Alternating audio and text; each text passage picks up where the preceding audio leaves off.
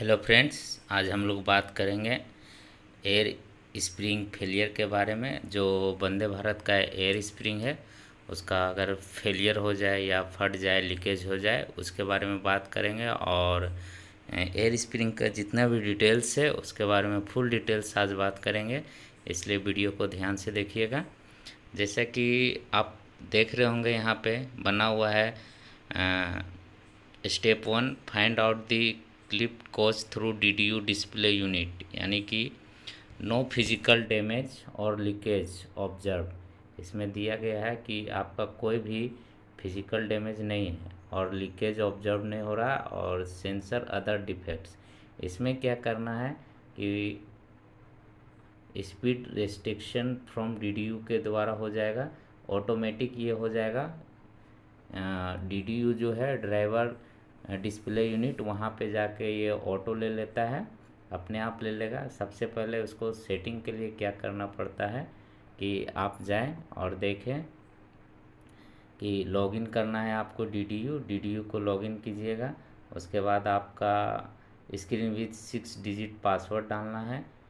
6 digit जो password रहेगा वो रहेगा 888, फिर से 888, और सिलेक्ट मेंटेनेंस मोड करना है। उसके बाद दूसरा में जाके स्टेप 2 में करना है go to train setting, select air spring override. उसके बाद आपको थर्ड स्टेप पे जाना है। थर्ड स्टेप पे क्या है कि आपका select speed restriction override option off clip coach trolley and confirm then exit. ये 3 स्टेप करने के बाद आपका चौथा स्टेप आएगा। देखिए ये जो डिस्प्ले यहाँ पे आपको पता नहीं चल रहा होगा, लेकिन जब आप वंदे भारत का ट्रेनिंग करेंगे तो इसको ज़रूर फॉलो कीजिएगा, वहाँ आपको साफ साफ ये दिख जाएगा। इसको मैंने बहुत बारीकी ढंग से लेके बनाया हूँ। उसके बाद आपका जो स्टेप 4 है उसमें करना है select again login mode and click on reset ID। ये करने के बाद आपको क्या करना है, देखिए यहाँ पे आप देख सकते हैं click again on maintenance mode in DDU screen. यहाँ आपको सारा चीज़ दिखेगा। यहाँ पे ये पता नहीं चल रहा है, देखिए इसलिए घेरा हुआ है। और इतना करने के बाद आपका वो जो है रीसेट हो जाएगा। और अब दूसरा जो रीज़न है possibility two if any air spring crack और लीकेज फाउंड। अगर आपका होता है क्या है कि अगर आपका एयर स्प्रिंग क्रैक कर गया हो या लीकेज कर गया हो तो उस कंडीशन में क्या करना है, आइसोलेट दी air spring train allowed within 60 kilometre.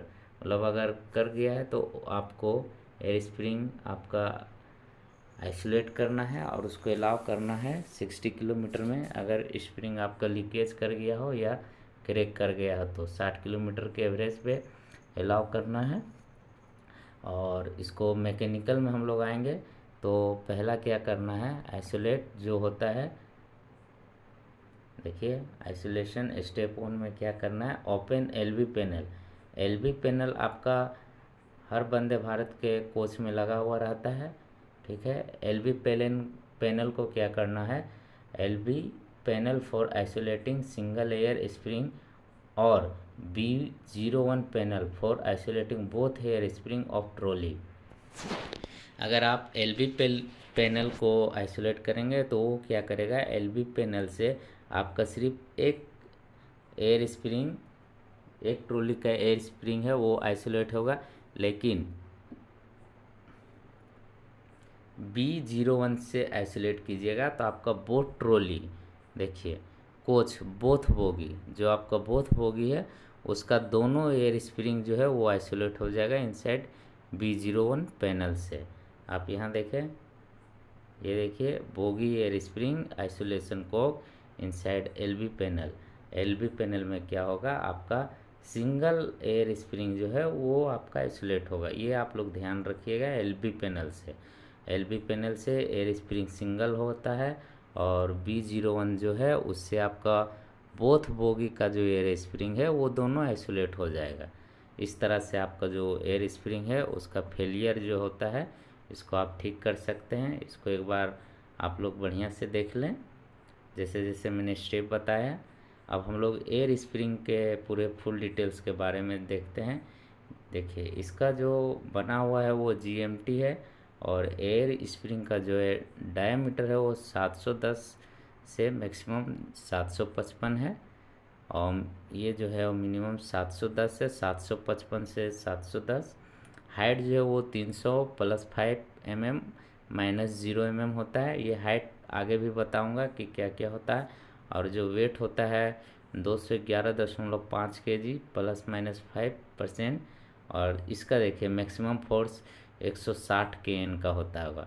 LHV में आप लोग देखते होंगे 120 से लेकर आपका 180 तक जाता है। ठीक है, 120, 140, 160, 180, उसमें 4 टाइप का होता है। ये आप लोग पढ़े होंगे LHV में, लेकिन यहाँ पे सिंगल टाइप है ओनली फॉर 160 kN का। हाँ, एक बात ध्यान रखिएगा, LHV में 160 kN का जो है वो ब्लू होता है, वहाँ पे कलर से भी पहचाना जाता है, लेकिन वंदे भारत में ऐसा कोई कलर से पहचान नहीं है, ये ध्यान रखिएगा। और क्रैक डेप्थ जो है रिजेक्शन वो 20 mm है, और बबल है वो है 50 mm है। आप देख सकते हैं यहाँ पे आपका दिया हुआ है कैसे कैसे देखना है। ये देखिए पहला जो है discount connecting, under frame and bogie are connected, under frame and bogie are connected with each other through following mechanical links and joints.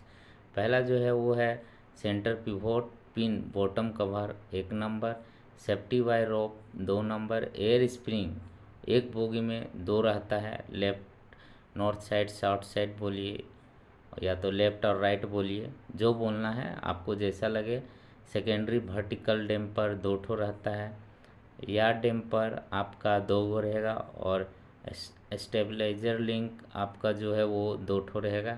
आप यहाँ पे देख सकते हैं पूरा डायग्राम में बना हुआ है। ये देखिए या डैम्पर है आपका, सेकेंडरी वर्टिकल डैम्पर है, या सेफ ब्रैकेट है, ये एयर स्प्रिंग है, ये अंडर फ्रेम है, सारा बना हुआ है आपका टोटल, आप इसको देख लें। अगला जो है वो आपका आएगा डायमेंशन। ये यहाँ से आपको क्वेश्चन पूछ सकता है, इसलिए इसको ज़रूर ध्यान से देखिएगा। यहाँ पे आप देख सकते हैं एकदम बिल्कुल से देखिए, ये जो व्हील है, व्हील देखिए, व्हील का जो डाया है डाया के अनुसार से चलेगा। देखिए आपको व्हील का जो डाया है न्यू होता है 952 mm, ये सबको मालूम होगा। देखिए न्यू व्हील 952, और कंडमिंग जो करेंगे वो हम लोग 877 पे करेंगे। यहाँ से देखिए एक क्वेश्चन बता दिए। अब क्या है कि इसमें हम लोग अब देखते हैं सारा डायमेंशन जो एयर स्प्रिंग के बारे में ऊपर बताएं, यहाँ भी सेम फॉलो होगा।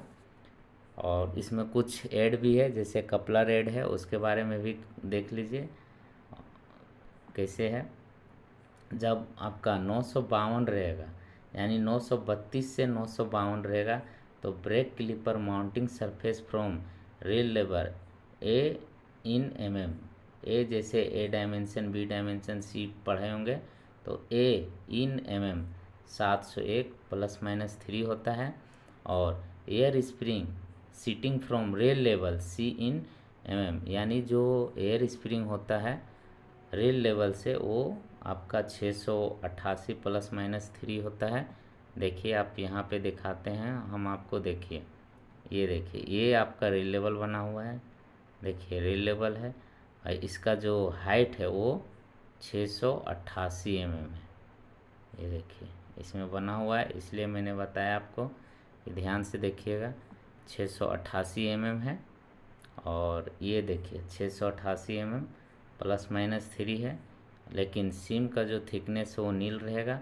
और air spring with air seam thickness 300 + 5 - 0, जैसे कि आपने ऊपर देखा होगा 300 + 5 - 0 अभी बताए थे आपको। ये देखिए हाइट जो है 300 + 5 - 0 हो गया, हाइट जो है 300 + 5 - 0।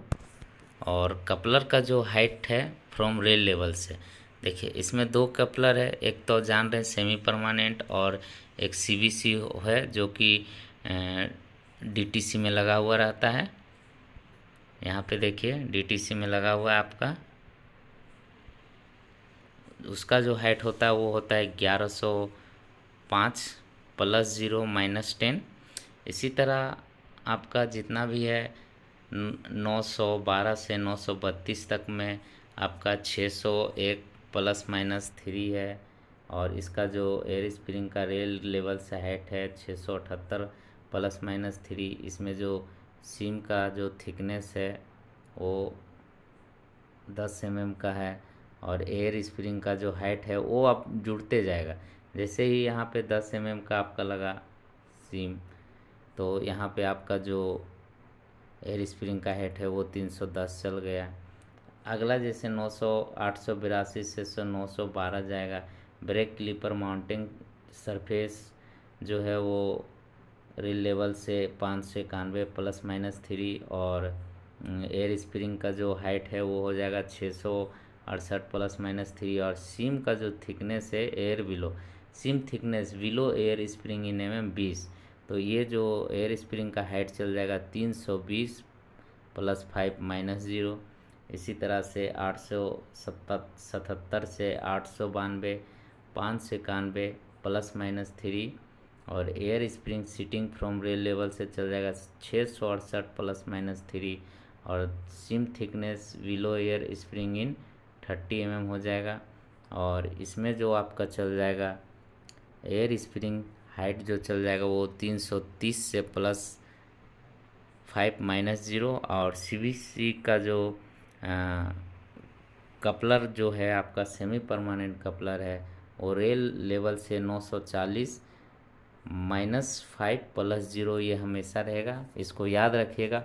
आपसे क्वेश्चन पूछ देगा सेमी परमानेंट कपलर का रेल लेवल से हाइट कितना है, तो 940 -5 प्लस 0 होता है। और सीवीसी का जो रेल हाइट से वो सब में कांस्टेंट है 1105 प्लस 0 माइनस 10। इस तरह से आपको ये पूरा बायोडाटा आप लिख लें कॉपी में। ये देखिए इसको तो मैंने आपको बता दिया, रेल लेवल से जो हाइट दिया हुआ है उसका ये डायग्राम है कि यहाँ से लेके ये रेल लेवल है और हाइट जो है उसका एयर स्प्रिंग का 688 mm है। और आपका verification of secondary air spring height भी है, जैसे आपको मैंने बताया 300 mm। वो जैसे जैसे सिम जुड़ेगा वैसे वैसे ये इसका भी हाइट बढ़ेगा। 10 लगेगा तो 310 और 20 लगेगा तो 320, इस तरह से होते जाएगा। थैंक यू दोस्तों, धन्यवाद।